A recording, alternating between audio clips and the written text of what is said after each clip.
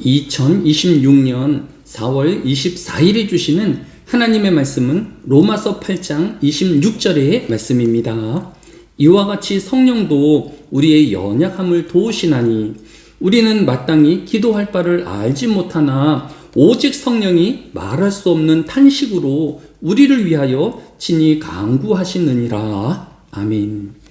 성령 하나님은 성도가 하나님의 말씀을 읽거나 들을 때에 깨닫게 도와주시는 분이십니다. 고린도전서 2장 14절에서 육에 속한 사람은 하나님의 성령이 일들을 받지 아니하나니 이는 그것들이 그에게는 어리석게 보이며 또 그는 그것들을 알 수도 없나니 그러한 일은 영적으로 분별되기 때문이라 라고 하였습니다. 성령 하나님의 조명하심으로 성도가 성경을 읽거나 설교를 들을 때에 하나님의 음성을 진리를 다가갈 수 있는 것입니다. 따라서 성도는 늘 하나님의 말씀을 읽을 때나 또 하나님 말씀을 들을 때에 그 하나님의 도우심과 또 그 하나님의 조명하심을 구하여야 할 것입니다. 또 주일에는 설교자가 또 모든 성도가 이 하나님의 말씀을 온전히 깨달을 수 있도록 또 그의 삶을 통하여 그 전하여진 하나님의 말씀이 능력으로 나타날 수 있기를 성령 하나님께 구하여야 할 것입니다. 두 번째로 성령 하나님은 우리 기도를 도우시는 하나님이십니다.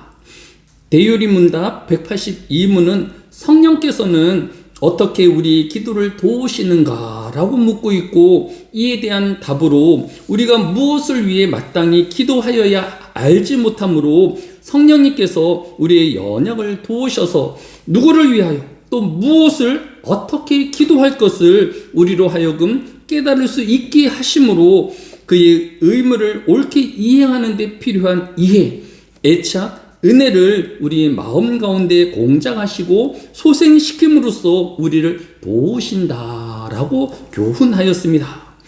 이것은 오늘 본문인 로마서 8장 26절이 이와 같이 성령도 우리의 연약함을 도우시나니 우리는 마땅히 기도할 바를 알지 못하나 성령이 말할 수 없는 탄식으로 우리를 위하여 진히 간구하시느니라 라고 기록하고 있기 때문입니다. 사실 사람은 무엇을 구하고 무엇을 기도해야 하는지 알 수 없기 때문입니다. 내가 지금 이 기도하는 것이 나의 미래와 또 우리의 삶 전체에 어떤 결과를 미칠지 알지 못하기 때문입니다. 이것이 나에 대한 최선의 선택인지 확증할 수도 없는 것입니다. 사도 바울이 그러하였습니다. 사도 바울은 2차 전도 여행 중에 아시아로 가서 전도하는 것이 가장 최선이라고 생각하고 있었습니다. 하지만 하나님이 막으셨습니다. 그리하여서 사도 바울은 바다를 건너 유럽의 첫 성인 빌립보로 가서 하나님의 말씀을 증거함으로 땅끝까지 말씀을 전파하라는 하나님의 말씀을 이룰 수 있었던 것입니다.